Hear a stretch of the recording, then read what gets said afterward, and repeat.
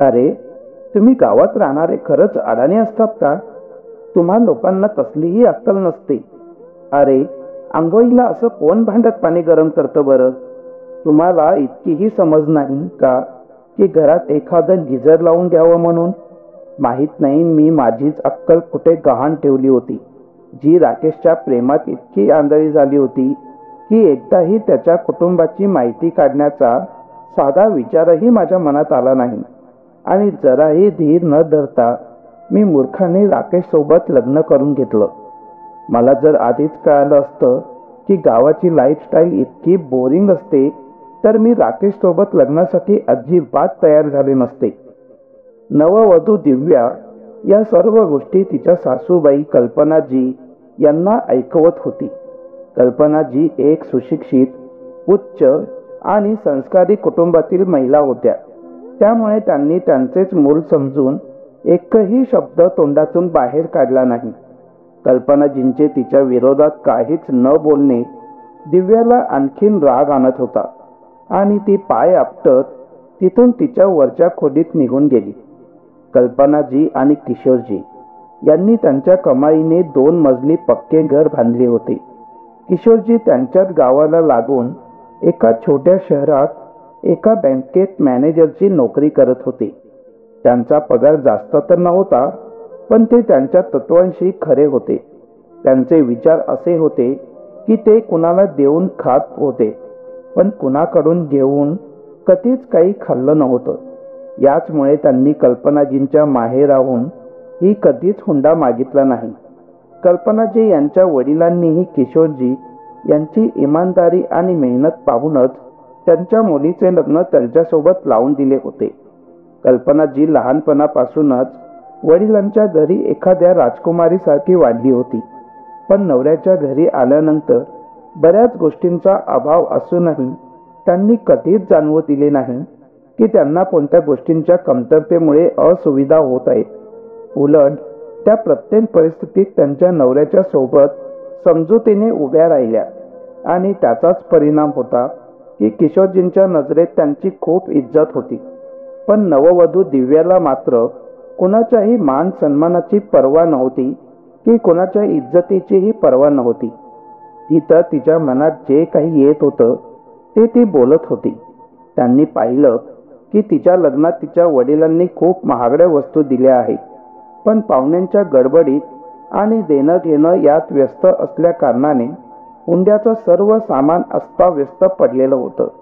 पण लग्नाच्या दुसऱ्या दिवशी दिव्याने तिच्या माहेराहून आलेले सर्व सामान तिच्या खोलीत ठेवायला सांगितली. तिने हे सुद्धा पाहिलं नाही की कुणाकडे वेळ आहे की नाही. तिला तर फक्त हेच वाटत होतं की तिचे सामान सर्वात आधी व्यवस्थित असलं पाहिजे. तिला कुणाशीच काही देणं घेणं नव्हतं, पण लग्नाच्या गडबडीत तिचं सामान व्यवस्थित ठेवण्यासाठी कुणाकडेही वेळ नव्हता. पण दिव्याची नजर मात्र तिने सोबत आणलेल्या AC, TV, फ्रीज आणि सोफ्यावर होती. तिला ते सामान तिच्या खोलीत लवकरात लवकर लावून घ्यायचं होतं. तिला असं वाटत होतं की माझ्या कोणत्याही सामानाला तिची सासू तिच्या खोलीत किंवा घरात इतर जागेवर लावायला नको. लग्नानंतर लगेचच ती बाथरूममध्ये आंघोळीला गेली होती. तेव्हाही तिला समज नव्हती की आपल्या सासूसोबत कसं बोलायचं. तिने त्या दिवशीच उलट उत्तर देणं सुरू केलं होतं की ती गिझरमध्ये गरम केलेल्या पाण्यानेच आंघोळ करते. दुसऱ्या भांड्यात गरम केलेल्या पाण्याची मला सवय नाहीये. इथे तर गिझरही नाही.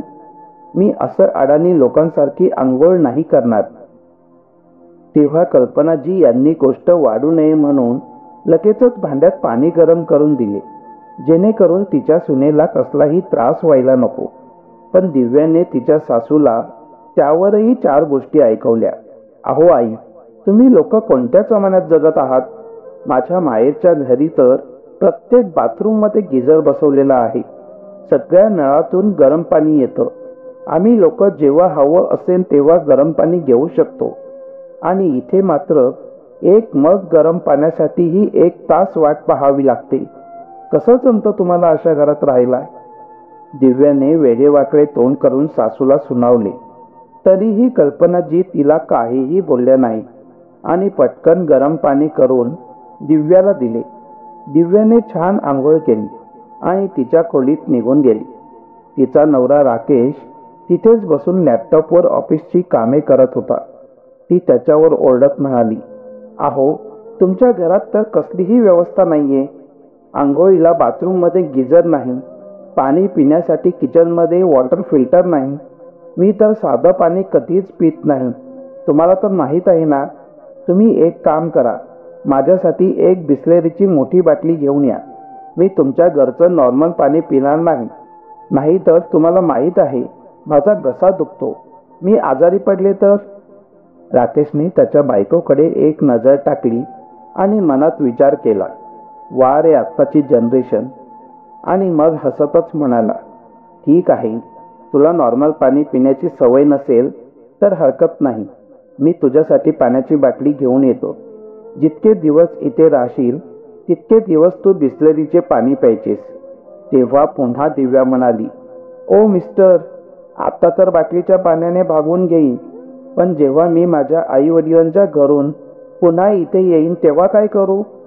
कारण आत्ता तर आपलं लग्न झालं आहे, त्यामुळे मला तुमच्या सोबतच राहायचं आहे. त्यामुळे मला कायमचं फिल्टरच्या पाण्याची गरज भासणार आहे. म्हणूनच मी पुन्हा येण्याआधी स्वयंपाकघरात वॉटर फिल्टर आणि बाथरूममध्ये गिझर लावून घ्या. मी तुमच्या आईसारखी भांड्यात पाणी गरम करून आंघोळ करणार नाही. तितक्यात दिव्याला बोलवायला एक लहान मुलगी खोलीत आली, जी तिथे पाहुणी म्हणून आली होती. दिव्याला तयार होऊन खाली घेऊन गेली, कारण आज ती पहिल्यांदाच स्वयंपाकघरात प्रवेश करणार होती. कल्पनाजींनी तिला जेवणासाठी काय काय बनवायचं आहे ते समजावून सांगितलं आणि तिच्या मदतीसाठी तिच्या बहिणीच्या सुनेला पाठवले आणि त्या दुसऱ्या कामात व्यस्त झाल्या. दिव्याने याआधी कधीच जास्त लोकांचा स्वयंपाक बनवला नव्हता, त्यामुळे तिची थोडी चिडचिड झाली होती. तरीही तिने मिळून कसंबसं सगळ्यांसाठी जेवण तयार केले. जेव्हा सगळी लोक जेवायला बसली तेव्हा किशोरजींनी आणखीन 2 पोळ्या खाण्यासाठी मागितल्या. तेव्हा दिव्या म्हणाली की बाबा, तुम्हाला आणखीन पोळ्या हव्या होत्या तर आधीच सांगायला हवं होतं ना. माझ्या घरी असं होत नाही की ज्याला जितक्या पोळ्या हव्या असतील तितक्या खायला मिळतील. तिथे तर मोजून मापून पोळ्या बनवल्या जातात. असं नाही की तुम्ही जेव्हा बोलणार तेव्हा पोळ्या तयार मिळतील. आता घ्या माझ्या वाट्याची पोळी, आज मी भात खाऊन घेईन. असं म्हणत दिव्याने तिच्या 2 पोळ्या किशोरजी यांच्या ताटात ठेवून दिल्या आणि स्वतः आपल्या ताटात भात वाढू लागली. किशोरजी त्यांच्या नववधू सुनेचे असे रूप पाहून हैराण झाले. त्यांचा असा अपमान होईल असं त्यांना कधी स्वप्नातही वाटलं नव्हतं. दिव्याची अशी वागणूक पाहून कल्पनाजीही हैराण झाल्या, परंतु त्यांना त्यांच्या नवऱ्याचा झालेला अपमान सहन झाला नाही. म्हणून त्या म्हणाल्या, सुनबाई, तू तुझ्या वाटेची पोळी का दिलीस? तू माझ्याकडून घे पोळी. तुम्ही तर राहूच द्या आई. जर असंच होतं तर तुम्ही आधीच का नाही दिली तुमची पोळी? तुम्ही दोघंही एक समान आहात. आता गुपचूप जेवून घ्या आणि मलाही शांतपणे जेवण करू द्या. माझ्या घरी असं जेवताना बोलत नाहीत. असं बोलून दिव्या रागातच पटपट जेवण करू लागली आणि सर्वात आधी जेवण करून सगळी भांडी तिथेच सोडून तिच्या खोलीत निघून गेली. लग्नात आलेली काही पाहुणे मंडळी जी थांबली होती तीही दिव्याचं असं रूप पाहून आश्चर्यचकित झाले होते, पण त्यावेळेस कुणीच काही बोललं नाही. जेव्हा 2-3 दिवसांनी सगळेच पाहुणे निघून गेले तेव्हा दिव्याच्या माहेराहून आलेल्या सर्व सामानाची हळूहळू फिटिंग होऊ लागली. दिव्याच्या घरून जितकंही सामान आलं होतं जवळजवळ सर्व सामान तिच्या खोलीत ठेवले होते.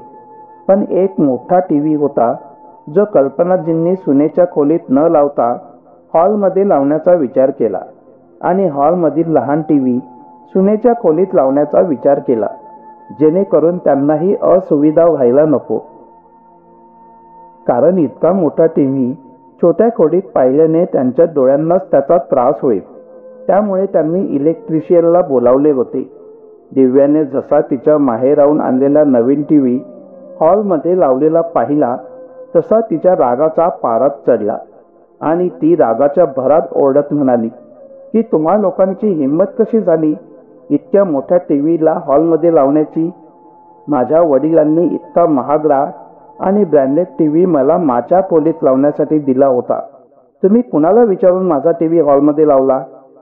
कल्पनाजींना सुनेच्या तोंडून अशी वाक्य ऐकून रडू कोसळले. तेव्हा किशोरजी म्हणाले, यात इतकं रागवण्याचं कारण काय आहे सुनबाई? तुला तुझ्या खोलीत नवीन टीव्ही हवा असेल तर तो तुझ्या खोलीत लावून देऊ.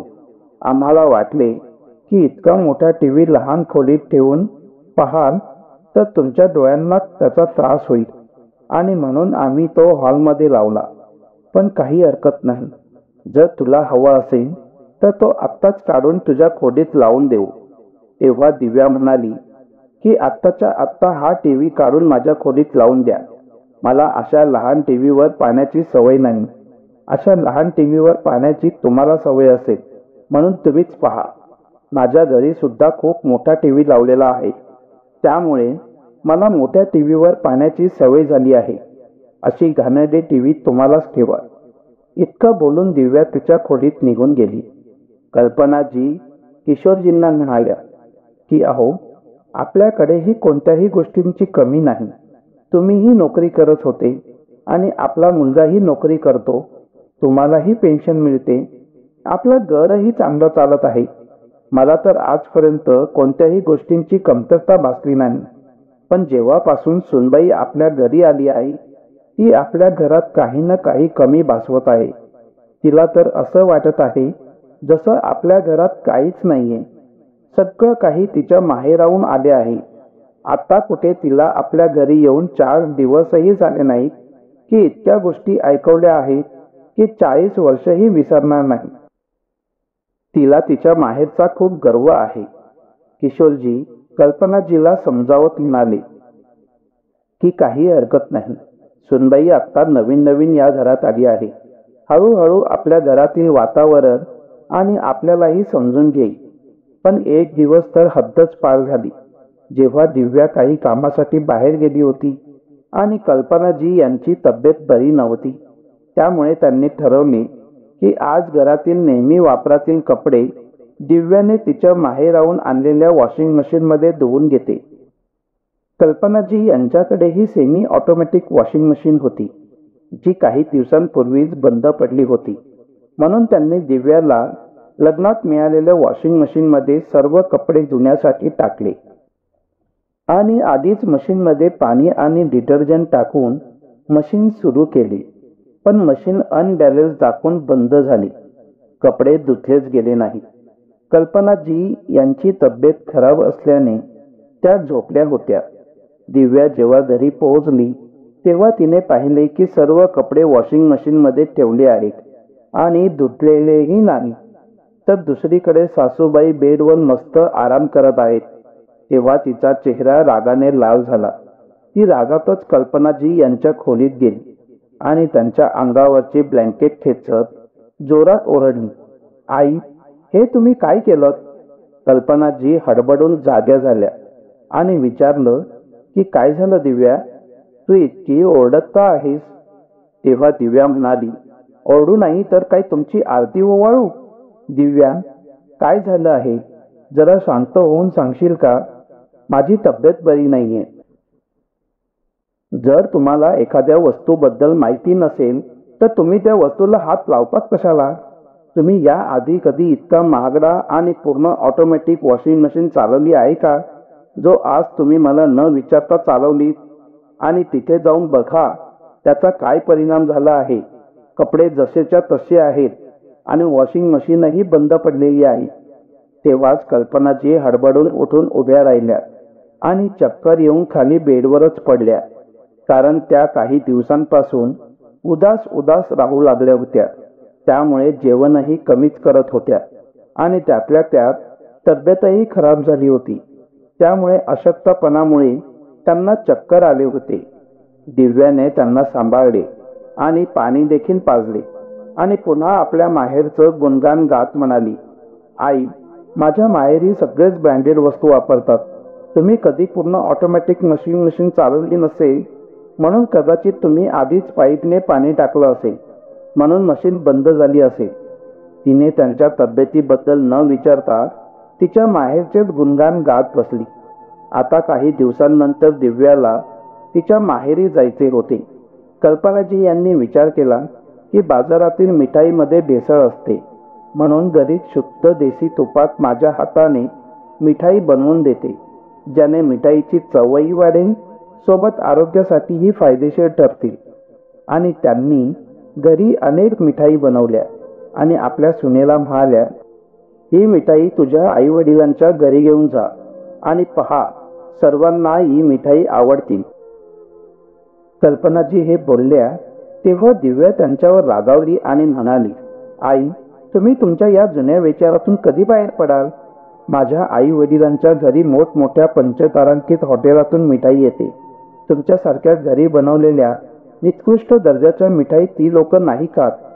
जर मी हे सगळं घेऊन गेली तर माझंच नाक कापलं जाईल. आम्ही लोक आमचं स्टँडर्ड मेंटेन ठेवतो. तुम्हा लोकांचं काय आहे? ना तुम्हाला तुमच्या इज्जतीची पर्वा आहे, ना मान सन्मानाची. पण माझ्या माहेरी हे सर्व होत नाही, समजलं तुम्हाला? तुम्ही लोक गावाकडची आहात.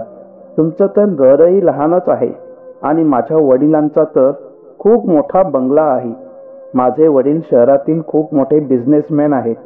मला तर राकेश आवडला, म्हणूनच मी पप्पांना सांगून त्याच्याशी लग्न करायला जिद्द केली आणि त्यांनी माझं लग्न त्याच्यासोबत लावून दिलं. नाहीतर माझ्या आई वडिलांच्या तुलनेत तुम्ही लोक काहीच नाही. तेव्हा किशोरजी यांना सुनेच्या गोष्टी आवडल्या नाहीत आणि ते मध्येच म्हणाले, सुनबाई, आता लव्ह मॅरेजचा तुम्ही दोघांनी मिळून केली आहे, त्यात कोण काय करू शकतो? आम्ही लोक तर आलो नव्हतो तुला लग्नाची मागणी घालायला. तुला आमचा मुलगा आवडला म्हणून तर तू त्याच्यासोबत लग्न केलेस. आणि राहिली गोष्ट ऐपतीची, तर पैसेच सगळ्या गोष्टीचं समाधान नसतं बाळा. माणसाचा स्वभाव, त्याचा व्यवहारच सगळं काही असतं. जर तुला विश्वास नसेल तर तू आमच्या घराच्या चहूबाजूला शेजारी पाजारी, एवढंच नव्हे तर माझ्या ऑफिसमध्येही जाऊन विचारू शकतेस की किती नाव आणि इज्जत आहे आमची. तुला कल्पनाने बनवलेल्या मिठाई घेऊन जायच्या नसतील तर नको नेऊस, पण सारखा आपल्या माहेरचा रुबाब तरी दाखवू नकोस. किशोरजी यांचे बोलणे ऐकून दिव्या गप्प तर झाली होती, पण तिची नजर मात्र कल्पनाने बनवलेल्या मिठाई काजू कतलीवर होती. ती तिची सर्वाधिक आवडीची मिठाई होती आणि दिसायलाही कोणत्या 5 स्टार हॉटेलच्या मिठाईपेक्षा कमी दिसत नव्हती.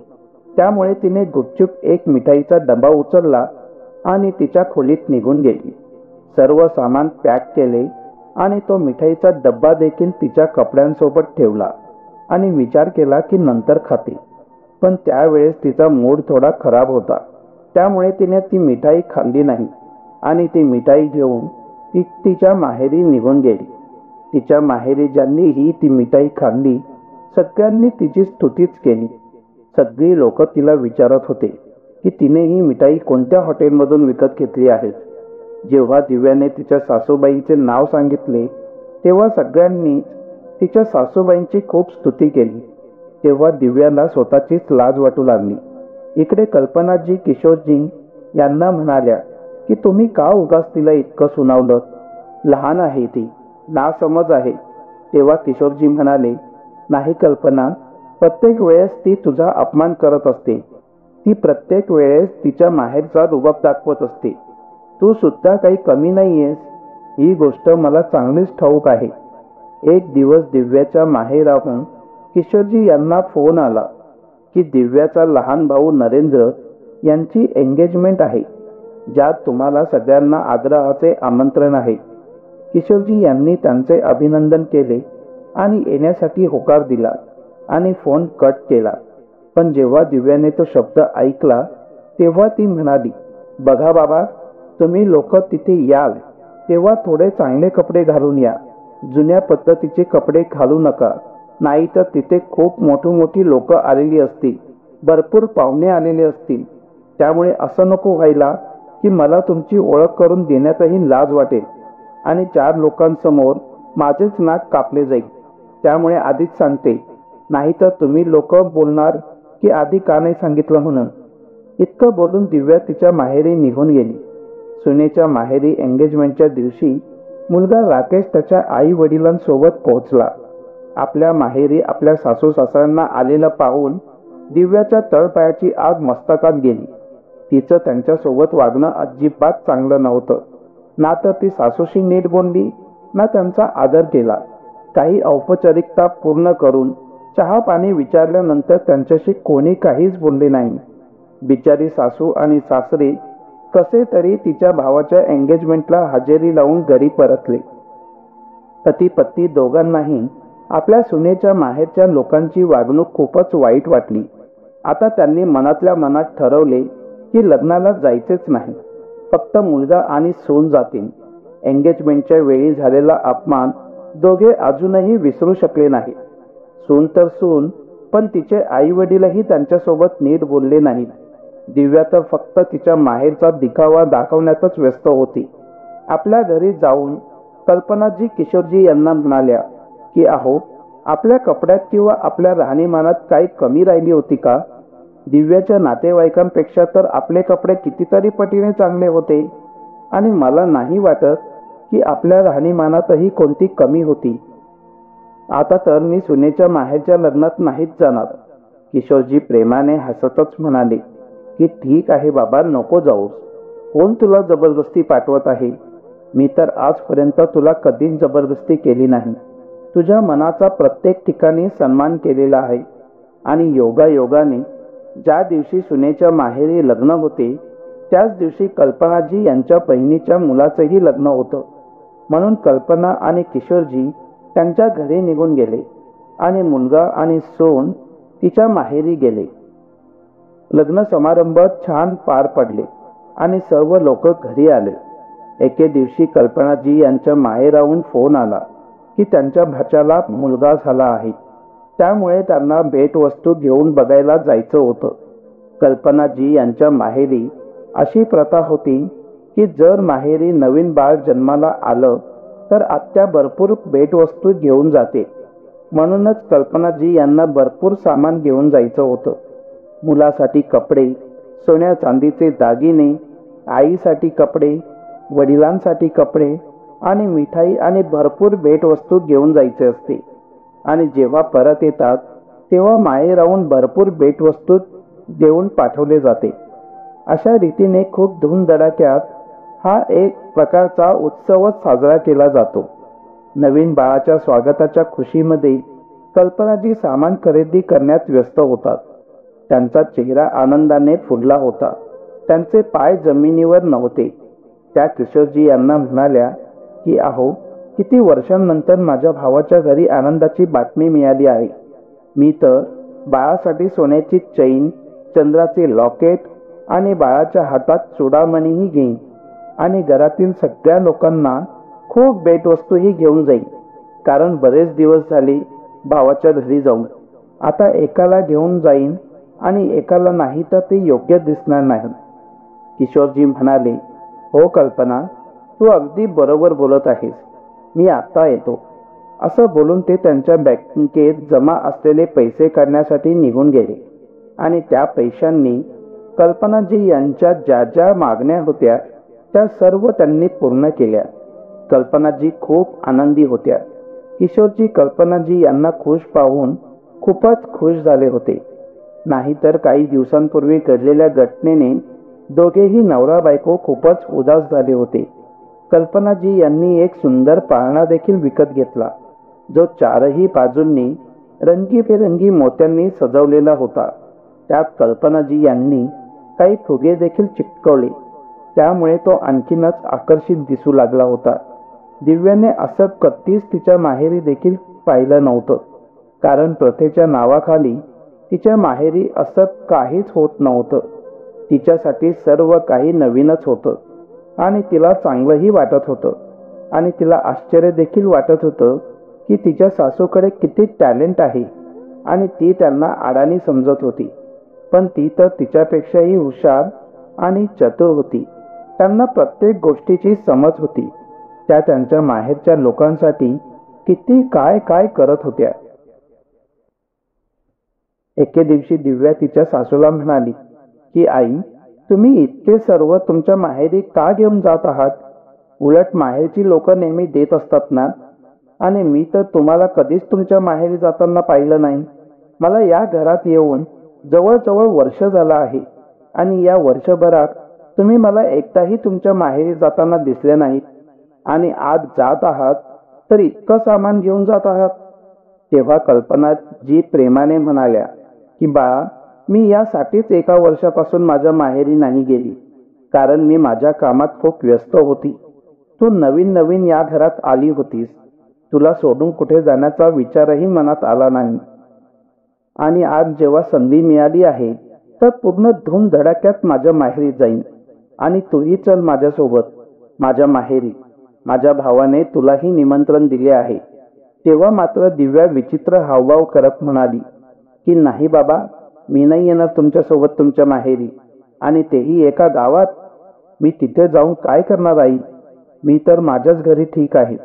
तुमच्या माहेरी तर चांगले घरही नसतील आणि शिवाय तिथे कोणती व्यवस्थाही नसेल. मी तिथे ॲडजस्टही होणार नाही. गावात तर व्यवस्थित वीजही नसते, तर इलेक्ट्रॉनिक्स वस्तू काय असणार आहेत? कल्पनाजी प्रेमाने म्हणाल्या, बाळा, एकदा माझ्यासोबत माझ्या माहेरी येऊन तर बघ. कदाचित तुला इथल्यापेक्षा तिथे खूप छान वाटेल. दिव्या म्हणाली, हे तुम्ही काय बोलत आहात आई? इथल्यापेक्षाही छान वाटेल? हे शक्यच नाही.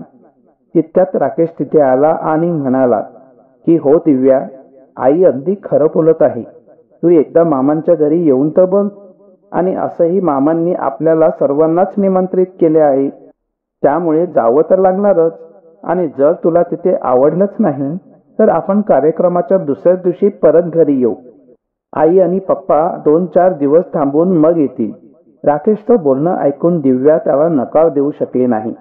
आणि कल्पनाजी यांच्या माहेरी जाण्यासाठी दिव्या इच्छा नसतानाही तयार झाली. पण मनातल्या मनात विचार करत होती की माहीत नाही गावाचं वातावरण कसं असेल. ती त्या गावात ॲडजस्ट करू शकेल की नाही. ती त्या गावात राहील तरी कशी, कारण आजपर्यंत ती कधीच गावात राहिलेली नाही. शेवटी तो दिवसही आलाच ज्या दिवशी कल्पनाजी त्यांच्या संपूर्ण परिवारासह सर्व सामान घेऊन त्यांच्या माहेरी जाण्यासाठी तयार होऊन निघून गेल्या. जशा त्या त्यांच्या माहेरी पोहोचल्या तेव्हा पाहिलं की गावच्या बाहेरच ढोल ताशा घेऊन त्यांचं स्वागत करण्यात आले. परिवाराच्या संपूर्ण लोकांनी गावच्या बाहेर उभं राहून कल्पनाजी, किशोरजी आणि त्यांच्या मुलाचं आणि सुनेचं खूप मोठ्या धुमधडाक्यात स्वागत केलं. ढोल ताशा वाजतच होते. संपूर्ण रस्त्यांवर फुलांचा वर्षाव होत होता. कल्पनाजी यांच्या माहेरची मुले आणि महिला डान्स करत होत्या. कल्पनाजीही त्यांच्यासोबत नाचू लागल्या. तितक्यात कल्पनाजी यांचे सर्वात मोठे भाऊ, जे जवळपास 60 वर्षाचे असतील, ते एक सुंदर घोडागाडी घेऊन आले होते. त्या गाडीला 2 सुंदर घोडे लावलेले होते. त्या घोडागाडीत त्या चौघांना बसवून संपूर्ण गावात फेरी मारली. खूपच धूमधडाक्यात आपल्या बहिणीचे, भाऊजीचे, त्यांच्या मुलाचे आणि सुनेचे स्वागत करण्यात आले. इतके भव्य दिव्य स्वागत समारंभ पाहून दिव्याचे डोळे भरून आले.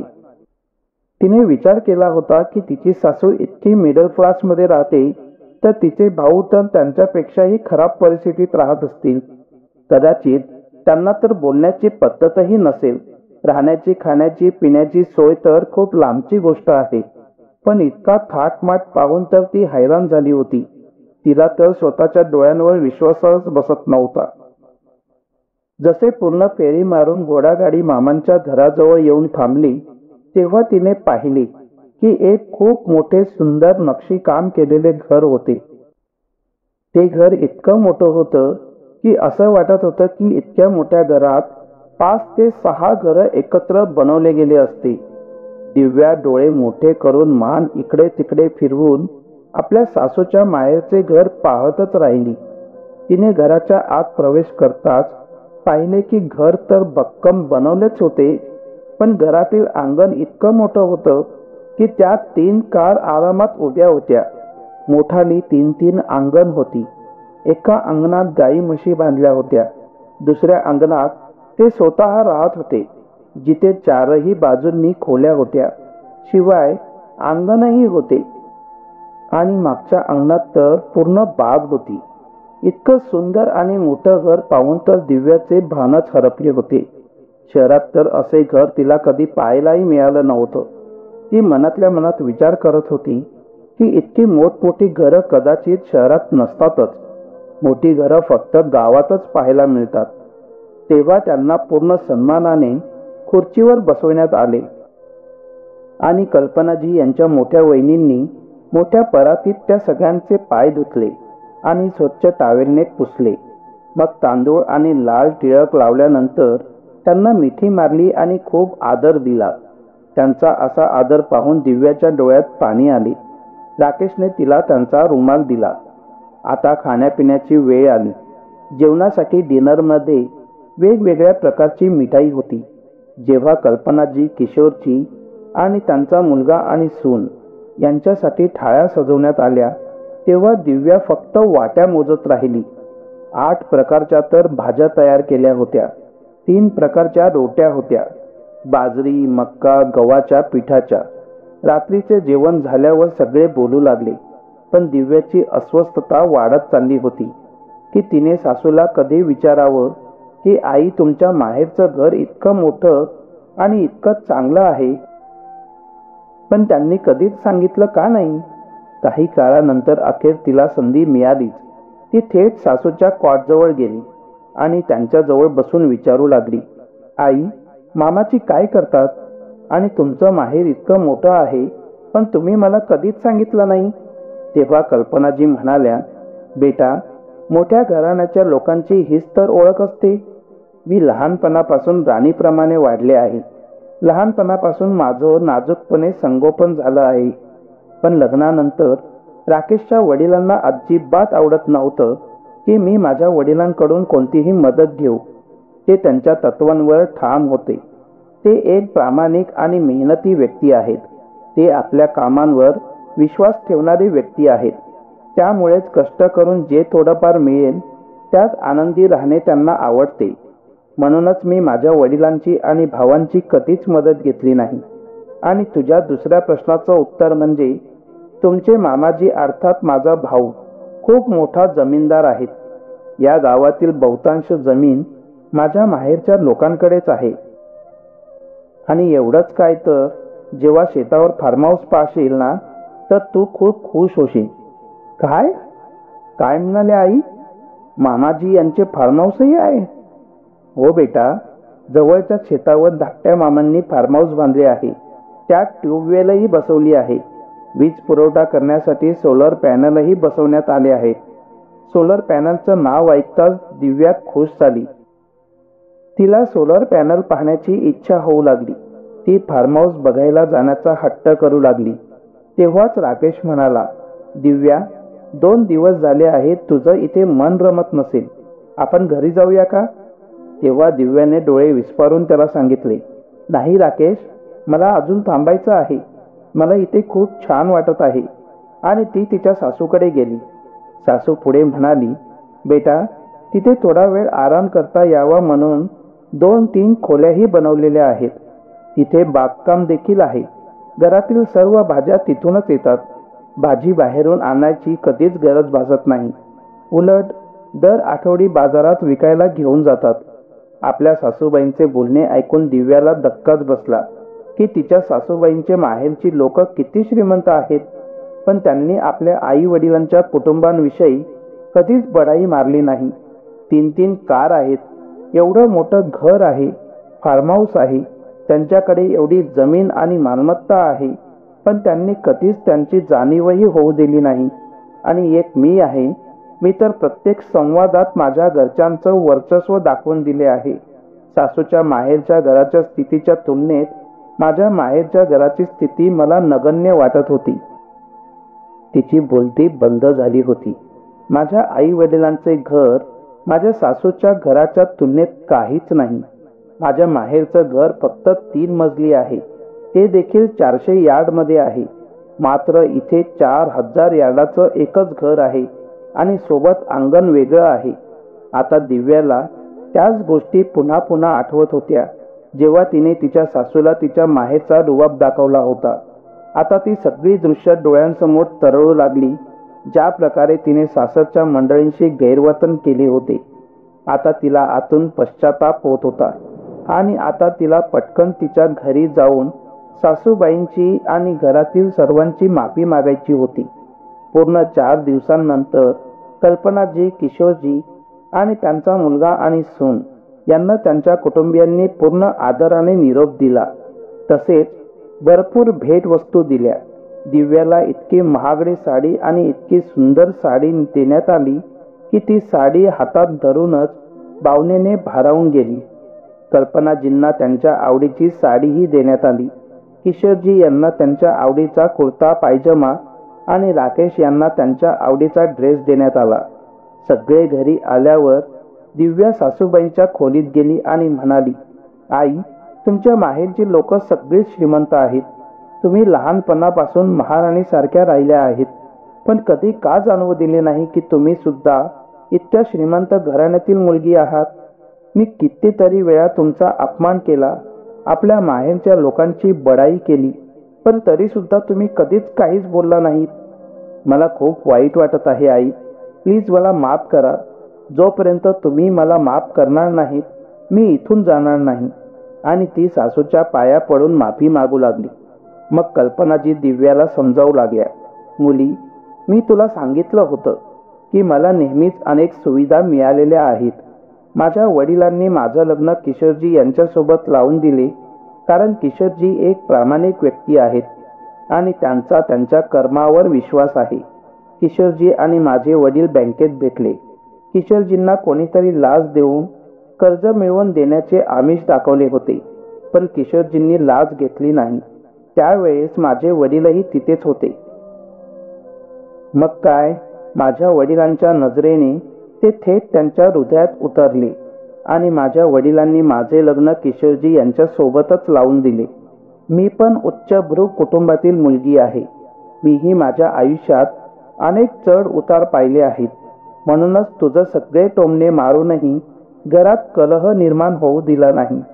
मला विश्वास होता की एक ना एक दिवस तुला तुझी चूक नक्कीच लक्षात येईल आणि त्याचा परिणाम आज तुझ्या समोरच आहे. म्हणूनच सून शेर तर सासू सव्वा शेर असण्याने काहीच फायदा झाला नसता. उलट परिस्थिती आणखीन बिघडली असती. समजलीस बुद्धू? म्हणूनच मी एकदाही तुझ्या समोर माझ्या माहेरच्या घराचा उल्लेख केला नाही. सासूचे बोलणे ऐकून दिव्याने सासूला मिठी मारली आणि रडत माफी मागू लागली. तेव्हा कल्पनाजी हसल्या आणि म्हणाल्या, अरे बुद्धू कुठली, कधी कोणती आई आपल्या मुलीवर रागावली आहे का? बरं, मला तर कधी राग आलाच नाही, कारण मला माहीत होतं की तू अजूनही नादान आहेस, नासमज आहेस. एक ना एक दिवस तुला नक्कीच समजेल. आणि झालंही तसंच. असं म्हणत दोघेही हसल्या. मित्रांनो,